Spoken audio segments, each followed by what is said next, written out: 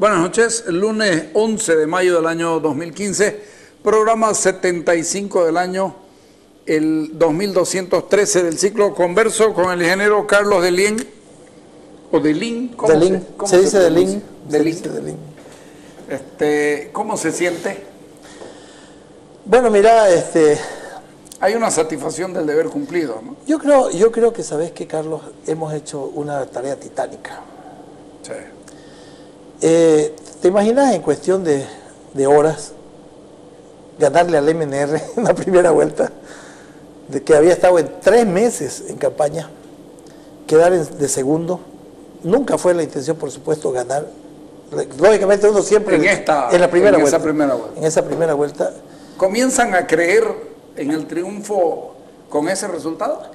En realidad, nosotros hicimos el siguiente análisis. Había una encuesta que le daba a UD el 48%. Con esas encuestas nosotros nos basamos y vimos cuánto de votos se transfirió en la primera vuelta. Y dijimos, fue un 60%, más o menos, entre 50 y 60%. Tú sabes que eso es tremendamente difícil. A una sola voz, que Ernesto Suárez agarre y diga, ya no voy, va voten, de sencillo. Y por eso fue que nosotros viajamos a La Paz, para que a través de los medios nacionales se pueda ver en todo el departamento. Lamentablemente en muchos lugares pues no hay televisión. Pero la respuesta fue buena. Salimos a la huasca, como se dice, ¿no? Claro. Salimos a la huasca, pero fueron 54.000 votos. Partiendo de un 1% que tenían hacer, ¿no? O sea, subió un 30%. En la segunda vuelta llegamos a 80.000 votos, 84.000 votos. O sea, subimos 30.000 votos más. Por eso fue que dimos la primera vuelta y mucho se criticaba de que estaba Ernesto en la campaña. Pero Ernesto pues tenía que transferir los votos. Claro. O sea, tenía que estar. En ese momento sumaba. Exactamente. Entonces dimos... Pipi Delín no tenía... No tenía presencia departamental. No tenía presencia departamental para nada. Para nada. O sea, solamente en Trinidad, digamos, me conocen por la actividad que yo desarrollo, ¿no? ¿Fue corajuda la decisión de aceptar y largarse? Mira, yo creo qué? que sí. Yo creo que sí. Primeramente hay una gran amistad mía con Ernesto y con Carmelo. Y me llaman una noche y me dicen, necesitamos que vos candidates. Y dije, ¿por qué yo? ¿Por qué yo? O sea, lo que quiero que quede bien claro, que yo no busqué la candidatura. No, queda claro. O sea, hay que ser loco para ir a buscarla. Claro. Entonces me llaman y me dicen, vos has trabajado en el plan de gobierno de Ernesto. Lo conocés perfectamente todo. No hay que preparar a nadie, ya vos lo conocés, el plan de gobierno. Has trabajado en el gobierno departamental, has sido secretario, Ernesto tiene mucha confianza. Y me dice, no encontramos otra persona idónea así para nosotros que cumpla esos requisitos. Y hay que ir. Y te pedimos que nos acompañes. No tenemos otra alternativa, me dice, en cuanto a solución de este problema que tenemos. Nos han tumbado a todos y estamos así, de complicado, ayudando. Voy mañana a Trinidad, le digo, charlemos. ¿Usted ya estaba residiendo acá? Y yo estaba aquí eventualmente por el tema de la muerte de mi padre. Claro.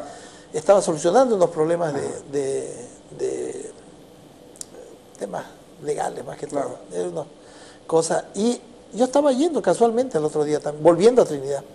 Entonces me voy a Trinidad, nos sentamos, hablamos mucho y me dicen, esta es la situación. No debe haber sido mucho en un día. No vamos a ganar en la primera vuelta, pero sí podemos hacer una segunda vuelta. Si eso se da, estamos al otro lado. Y le digo... Además, un movimiento del socialismo en su tope aumentó 7-8% en la última. Así es, no subió en realidad mucho. Porque este último 1,5 es dudoso, ¿no? Es así. Bueno, y te cuento de que comenzamos a movernos, damos la primera vuelta con Ernesto y hacemos un sondeo. Y ya estábamos en el 48%, después de la primera vuelta. O sea, la gente se enteró. Se enteró que había un nuevo candidato, se enteró que había esta opción y que de alguna manera yo representaba el apoyo a Ernesto. Se da la primera vuelta y Ernesto se iba a retirar. Me dice, ¿dónde va? La segunda vuelta la iba a dar yo prácticamente solo con Carmelo. Y lo comienzan a atacar duramente a Ernesto. Gente del gobierno, ministros, todo eso. Y lo meten a la campaña de nuevo. No fue que Ernesto hubiera querido quedarse, él iba a ir a apoyar Trinidad, iba a estar ahí, está bien cansado Ernesto, prácticamente hace un año casi que estaba en campaña, claro, pensando en las nacionales y continuar la primera parte y todo eso. Entonces, lo incorporan otra vez a la campaña de Ernesto. Y se queda para defenderse, en otras palabras. Claro. Porque al final y al cabo es un líder departamental y no podía quedarse callado ante todo lo que le decían. Entonces se incorpora de nuevo y comienza él a defenderse. Estuvimos, mira, 8 días de los 25, es decir, la mayor parte del tiempo estuvimos en la provincia de Bacadíes, porque consideramos que era muy importante estar ahí. Hay quienes dicen que fue un error dividirlo, el Beni de nuevo, un capitalino, que debieron haberle permitido a Lenz porque la capital era de ustedes y que Lenz debió seguir allá. ¿Cuánto hay de...? Uno cuando terminan y pasan las cosas dice, siempre está buscando... Aparecen los brujos. No, y cuál hubiera sido la mejor opción, pero digamos que la provincia de Bacadíes era muy importante. Bueno, pero a ver, mira... Porque hay un Beni dividido en dos, en población y estas cosas, ¿no? Sí, es posible de que hubiera sido interesante, pero se perdía la gobernación y tenía que venir a la gobernación alguien del MAS, porque la asamblea la tenía el MAS, y ese era el riesgo, digamos, ¿no? Y de ahí estamos hablando de casi 6 meses, ¿no? No eran 2 días, digamos, ¿no? Entonces, ahí existió la complicación y dijo Carmelo, bueno, es mucho riesgo. Es mucho riesgo.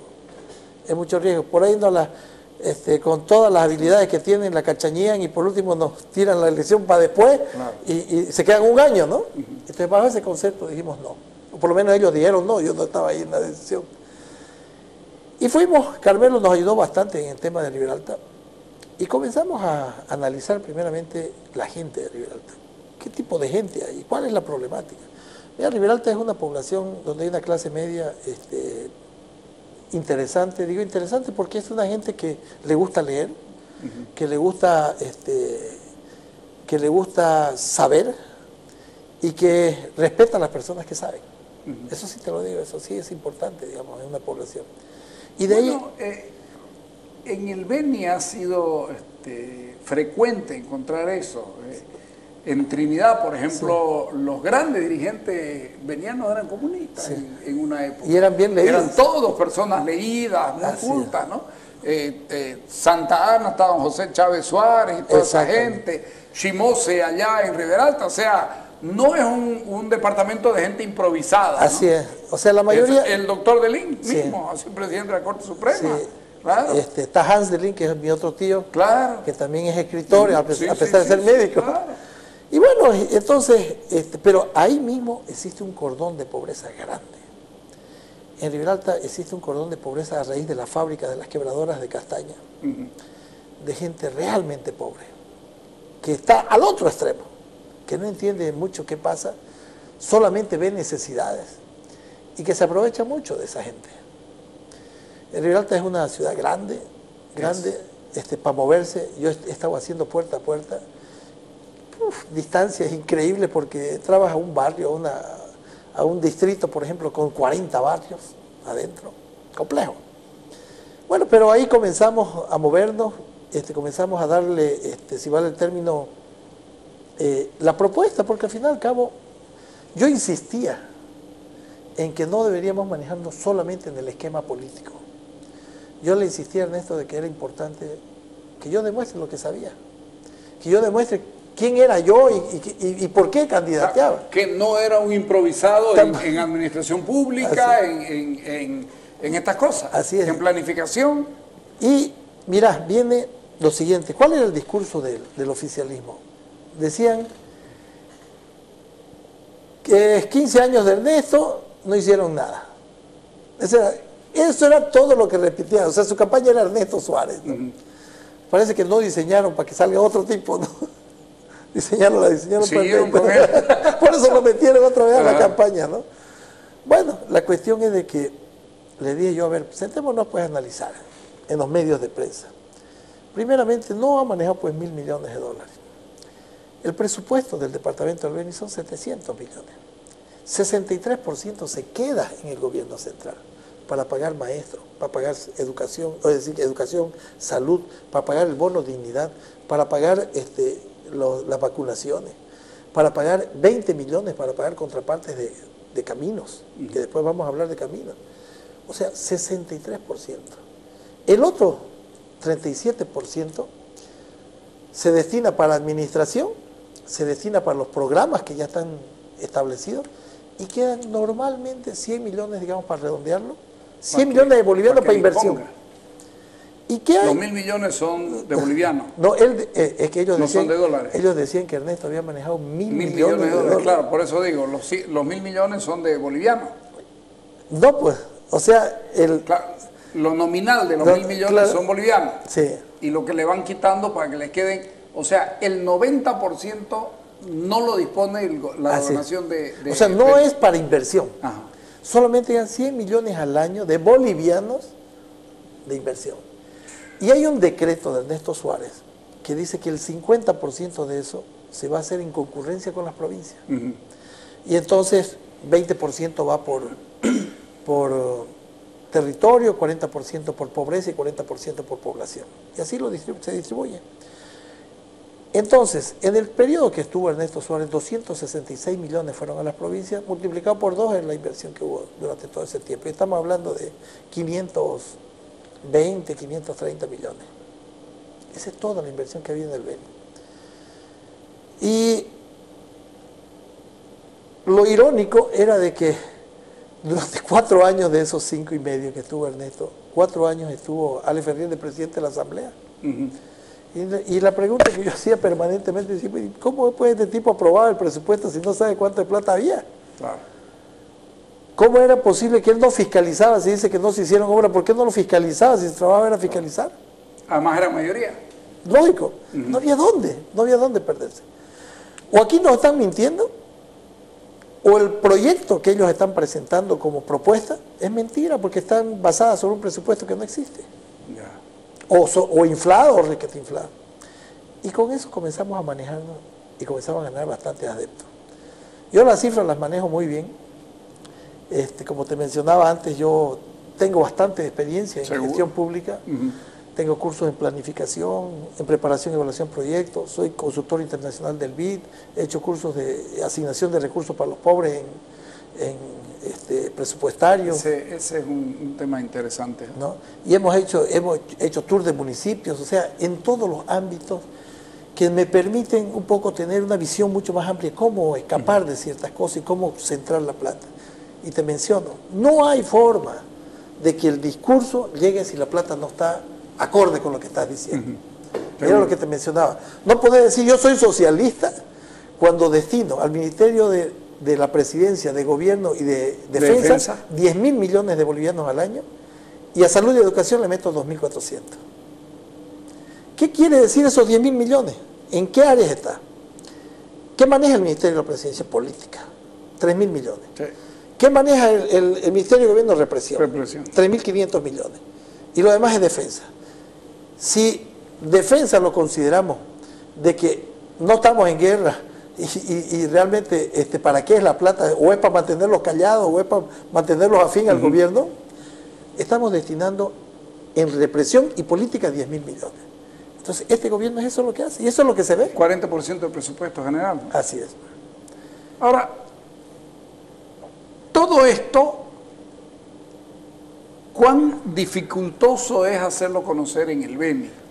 ¿Cuánto es el PIB del Beni con relación al PIB nacional? El poco menos del 3%, 3,5%. Es pobre, ¿no? Es pobre. En realidad el departamento es pobre. ¿Por qué es pobre el Beni? Es pobre, mira, porque hay muchas cosas que no entran directamente a las arcas, digamos, de la producción del Beni. Por ejemplo, toda la producción del norte se canaliza a través del Brasil. Ya. ¿Por qué se canaliza a través del Brasil? Porque Brasil en la frontera tiene precios preferenciales de frontera. O sea, hay una subvención a la producción en la frontera. A la producción brasilera. A la producción brasilera. Entonces entra como producción brasilera. Porque lo venden al Brasil con mejor precio que vendiéndolo al mercado internacional. Un día me acuerdo que, como anécdota te cuento, que fue Sánchez Lozada y dijo: yo a partir de que yo gobierne voy a hacerles pagar el precio internacional. Por favor, no, le digo. No haga eso, pues no nos ayude, compadre, claro, digamos, sí, más o menos, ¿no? Ajá. Porque ellos lo venden, entonces eso sale como producción brasilera. No sale como producción del Beni. Y no se registra tampoco. Ajá. ¿La ganadería cuánto aporta? La ganadería aporta aproximadamente el 45% del PIB. O sea, estos 2 últimos años ha sido un desastre porque las lluvias los dejaron en el suelo. Es grave. ¿Qué es lo que produce realmente el Beni? Ganadería, el primer productor. Segundo productor en arroz, tiene más de 30.000 hectáreas sembradas de arroz. Y goma y castaña. Y por supuesto, forestal hay, pero muy poco. Sí, sí. Eso es todo lo que produce el Beni. Si vos lo mirás así, es un departamento agropecuario, sí, eminentemente, donde gente rica, digamos, no hay. O sea, rica, si vos lo considerás como uno bien pobre, pues lógicamente no. Uno que tiene 2 reales más se lo puede considerar rico, pero no lo es. Y entonces tiene serios problemas en comunicarse, es demasiado grande. Eso iba a decir. Todo esto que se está hablando, por supuesto que dicho en Santa Cruz o dicho en La Paz, puede pegar porque hay medios de comunicación para tirar. Ustedes tienen sistemas aislados el uno del otro y lo que yo diga en Ribera Alta no va a llegar a Trinidad nunca. No va a llegar nunca. No va a llegar nunca. Ajá. ¿Cómo lo hicieron? La única forma era bueno, sí, toda la vuelta se da, como se dice, en avión, ¿no? Nosotros hemos visitado 2 veces 14 municipios, los 19, porque son los más importantes, ¿no? Nos quedábamos en algunos lugares horas, en otros lugares días. Nos centrábamos, hacíamos medios, radio, hacíamos televisión y concentraciones, ¿no? Un poco para poder poner nuestra posición. Y se utilizaba mucho, como te digo, la primera vuelta lo utilizaban los medios nacionales, televisión más que todo, y eso, digamos, porque eso era lo más rápido que podíamos llegar a los centros poblados. Sí, pero eso es publicidad, digamos, porque cuando uno quiere decir lo que quiere decir, no encuentra en el departamento cómo decirlo, cómo ampliarlo. No hay forma, bien complicado. Entonces, hay una forma, como te digo, de hacer política que es viajando. De los 25 días yo estuve 1 día y medio en Trinidad. Prácticamente estuve en la provincia 23 días y medio. Y digo 1 día y medio porque Trinidad era donde menos se necesitaba estar. En Trinidad, digamos, a mí ya me conocían, habíamos obtenido en la primera... Además se había tenido el triunfo en la primera vuelta. En la alcaldía. Claro. Así es. Entonces, ya digamos, estaba ahí. La base política fuerte, digamos, de los demócratas está en Trinidad. Entonces, bueno, ahí no había que hacer mucho esfuerzo, digamos, así vale el término. Entonces nos movimos en el resto del departamento y nos encontramos en Ribera Alta una gran maquinaria del Estado. Los hoteles llenos de gente del Ministerio de Gobierno, del Ministerio de la Presidencia, del Ministerio de Comunicación, movilidades del Estado, aviones del Estado. El candidato viajaba prácticamente en el avión de la Dirección General de Aeronáutica Civil. Y cuando no lo pillaba, viajaba en el Ministerio de la Presidencia. Entonces una desventaja tremenda. Todo un aparataje. ¿Esta fue la elección de Quintana? Mira, yo decía lo siguiente permanentemente, ando confundido, no sé si estamos candidateando para la gobernación o para el Ministerio de la Presidencia. Porque ¿qué hace el ministro de la Presidencia permanentemente aquí? ¿O es que realmente está en juego las dos cosas? Le decía, ¿no? ¿O realmente está en juego las dos cosas? Esa era la pregunta, sí. Porque por ahí estaba en juego también el Ministerio de la Presidencia, decía que esto no... Por eso daba lo mismo el cómo, lo importante era ganar. Así es. ¿Le pido un corte? Sí. Dale.